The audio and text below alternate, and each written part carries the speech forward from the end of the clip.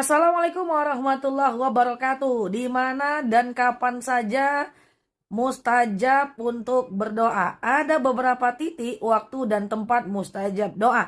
Yang pertama, mustajab doa kita saat hujan lebat. Jadi teman-teman, kalau lagi hujan lebat tidak boleh mengumpat. Angkat tangannya, doa kepada Allah tentang apa yang teman-teman inginkan. Yang kedua, mustajab doa kita saat petir berbunyi. Jadi ketika petir berbunyi itu mustajab doa. So, omongkan yang baik-baik, keluarkan dari lisan kita yang baik-baik supaya menghasilkan yang baik-baik. Yang ketiga, mustajab doa kita antara azan dan iqamah. Terdengar azan di masjid, ada selang waktu antara azan dan iqamah. Teman-teman berdoa kepada Allah. Kalau teman-teman rawatib di masjid, silahkan doa setelah rawatib. Kalaupun tidak di masjid, lagi di jalan, tetap saja berdoa antara azan dan iqamah. Mungkin lagi naik motor bisa berhenti sebentar, lagi nyetir bisa berdoa di dalam kendaraannya. Antara azan dan iqamah waktu mustajab doa.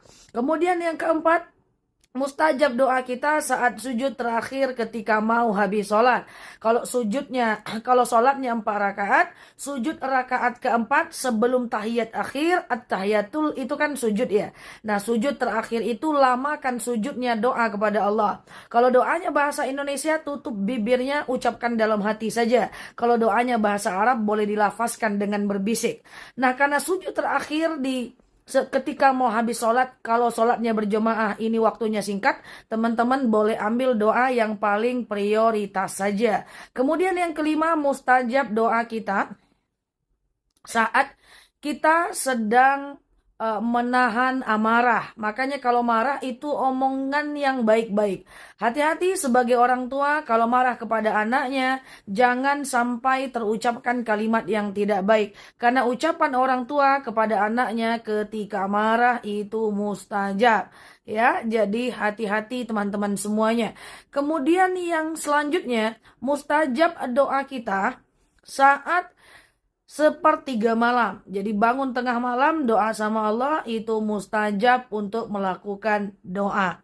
Nah teman-teman, ini adalah tempat dan waktu mustajab yang bisa kita kejar, kita usahakan, kita upayakan. Kemudian mustajab doa kita saat melakukan sholat sunat hajat.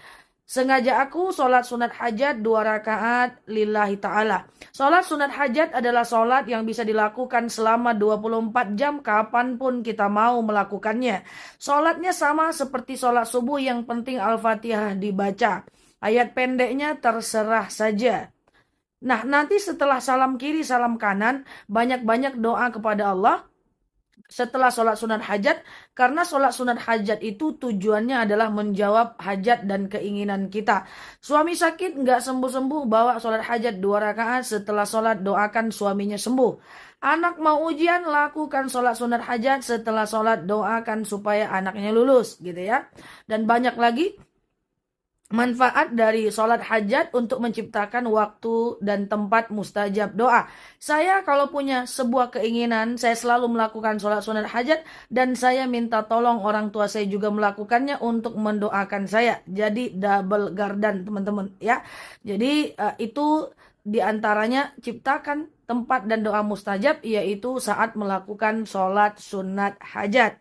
Nah teman-teman, kalau hujan kita tidak bisa prediksi kapan datang, kalau petir tidak bisa prediksi kapan datang, tapi kalau kita punya keinginan, kita bisa melakukannya dengan melakukan sholat sunat hajat yang kita ciptakan sendiri waktunya setelah melakukan ibadah sholat itu.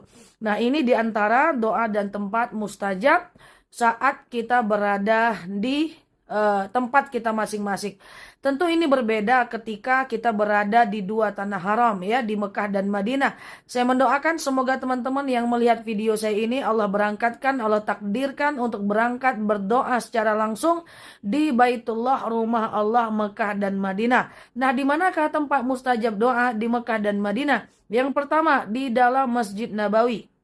Itu 1 kali sholat di Masjid Nabawi pahalanya sama dengan 1000 kali sholat di tanah air. Dan doa dalam Masjid Nabawi itu sangat mustajab. Yang kedua, di dalam Raudhah. Raudhah adalah tempat antara makam dan kuburan Rasulullah. Sholat hajat 2 rakaat di dalam sana dan kemudian doa kepada Allah, insya Allah pun mustajab.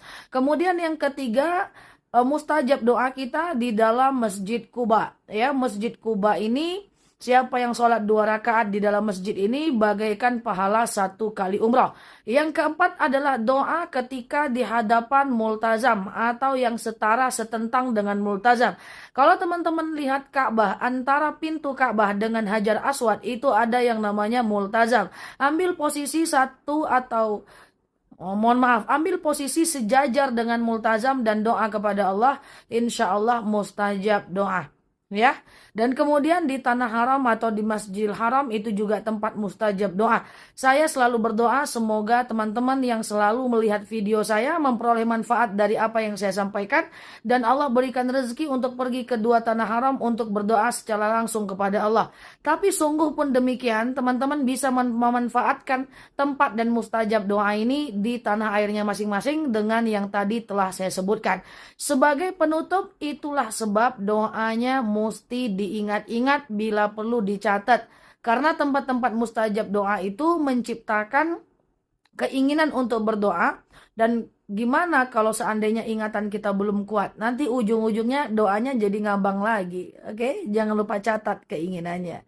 Nela Luki di sini. Assalamualaikum warahmatullahi wabarakatuh.